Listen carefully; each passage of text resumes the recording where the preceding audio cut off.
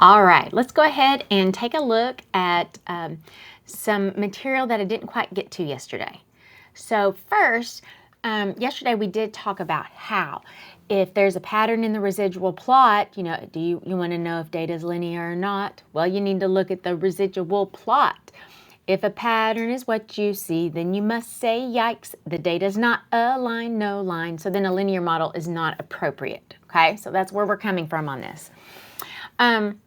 So first, I have you on page 17, and I wanted to make sure that you could look at a residual plot and then go backwards to think, what did it look like originally? So if we have something like this residual plot A, you have this scatter. It looks like maybe it's doing some kind of something here, but it's kind of random. So it does look fairly random. And so if I was to look back, I do not know if the slope goes up or if the slope even goes down. But I can tell it looks like the data is pretty fairly regularly scattered on either side of the information.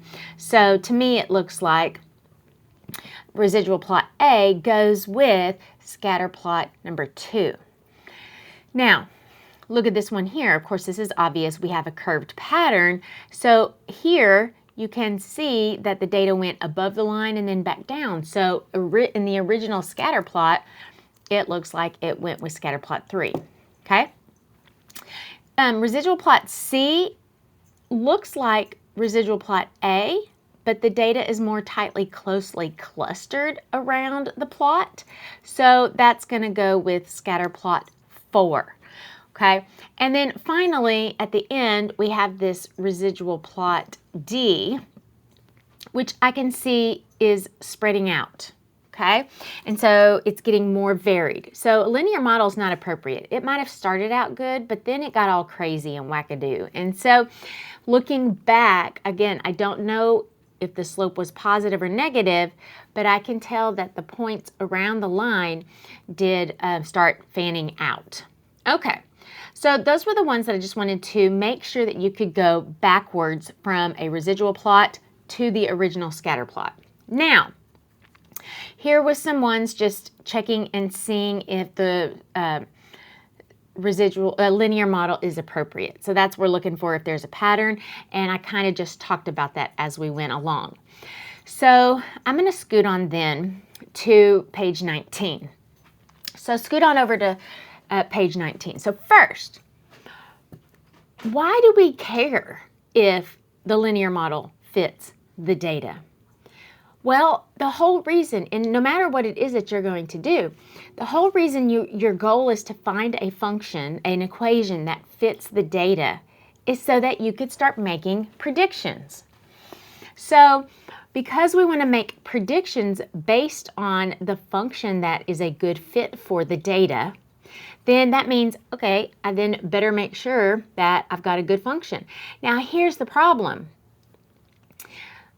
If you try to make a prediction far outside where you collected the data, so you try to make a prediction far outside the domain of the data, then you could be way off because the function could change and be something different.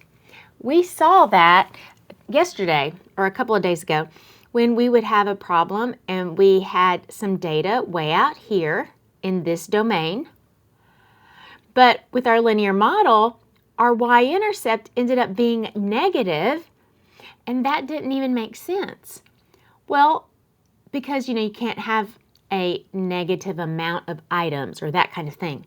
And so the reason that happens is this thing called, this definition of extrapolation. That means that the function probably changes. Maybe this area, when you had the data, it was a nice linear fit. But at some point, it changes and maybe it asymptotes out, or it is actually a different function and it's not really linear. It was just when you were zoomed in, that little section was fairly linear.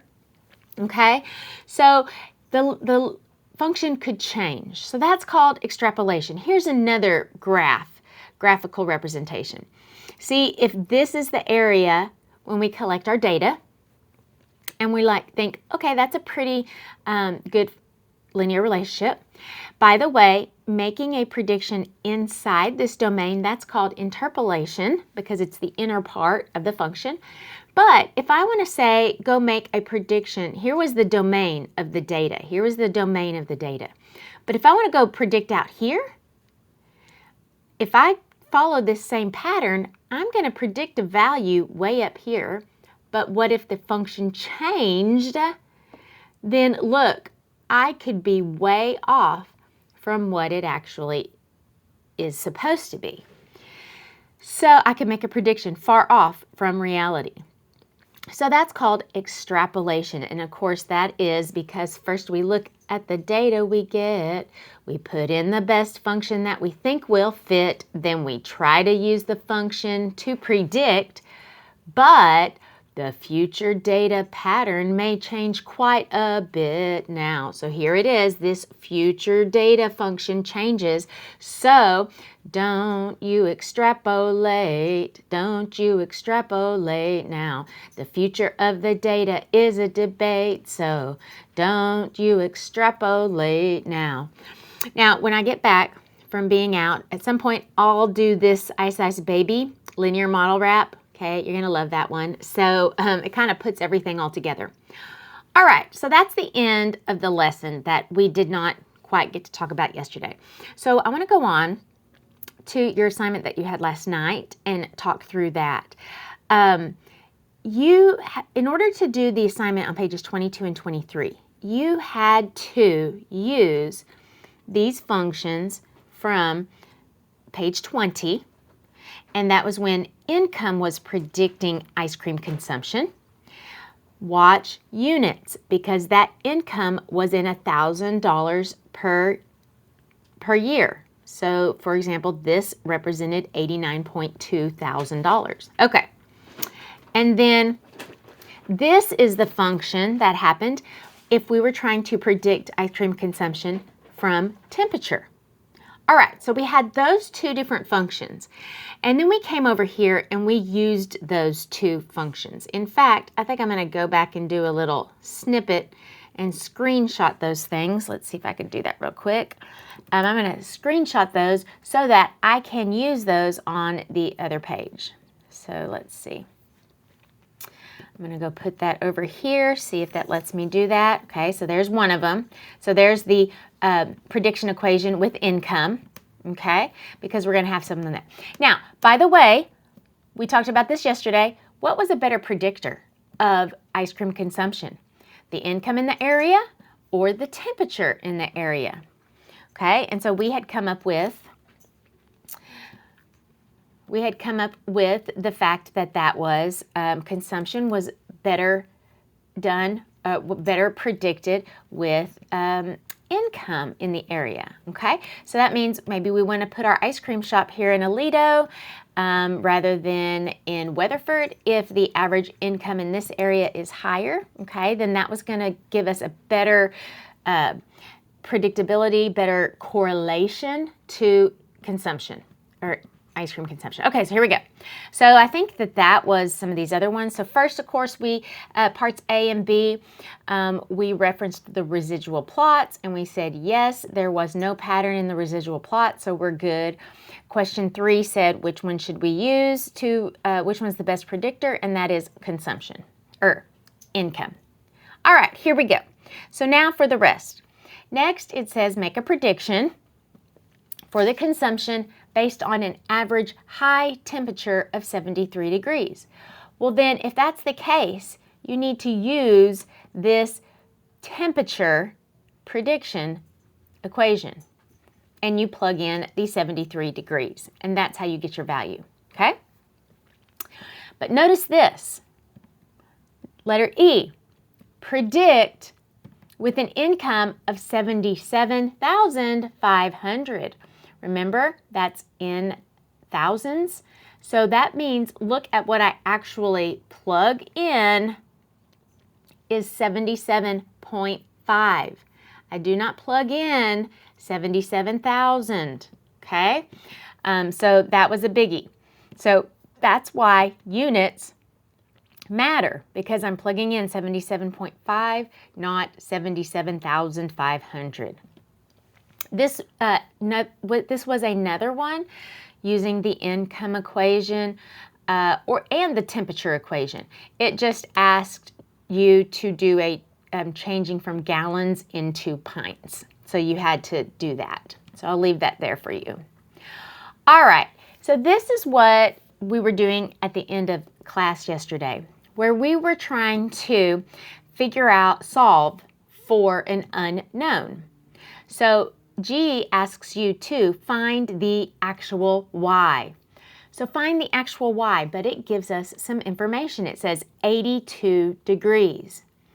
Well, first, we're talking temperature. Therefore, this right here is my equation. I'm going to use the temperature equation. My X is 82. I'm trying to figure out Y, actual Y. And so I'm going to use this prediction equation for temperature and plug in 82 into my prediction equation. That gets me the predicted consumption. And then once I have that predicted consumption, remember how the residual E is the actual Y minus predicted Y. So I now have the residual they told me was 3.8, and I just calculated the predicted Y, so I am then now going to solve for the actual Y, and that came out to be 20.57 pints. Okay, so then we do the same thing, but we had a negative residual. So I came on down here and I had temperature. So again, I'm using this temperature equation with 86 degrees. So 86 is the X. So you have to keep straight. What's X? What's actual Y? Get your predicted Y with the equation you fill X into. That's the other magic. And make sure you show where this number 18.85 comes from, where the number comes from. Don't you dare plop out this number because you went and put it into Desmos and you got that number without telling me where that mysterious number came from. It came from plugging it into the equation. All right, and so then we got our residual there. And so these are going to be online if you want to look at these later. Do be careful. Look here on this consumption when we have income. Do you see this $85,300 income? I plugged into my X value, my prediction equation, 85.3 because it was in thousands. And on J, I plugged in 96.7 because it was in, oh, you love that one, right? Because it was in thousands. All right, and the last one. Predict the average pints if the yearly income in the area was 45,000. Okay, you probably didn't know this when you did your homework because we just learned this, okay? But if you look at the original data, income, the lowest income it references was 78,900. The highest was 137,000. Nowhere near 45,000. That means this 45,000 was outside of it was not anywhere close to the data I collected. So since it was not anywhere close, then I was trying to predict far outside the domain of the data. And so I was trying to extrapolate, and that's dangerous because the function could have changed. All right. Here, I'm just going to leave these there. They were about, just kind of indicating once again, just because there's a correlation, does not mean there's causation. There could be other lurking variables. So I'm going to leave that right there.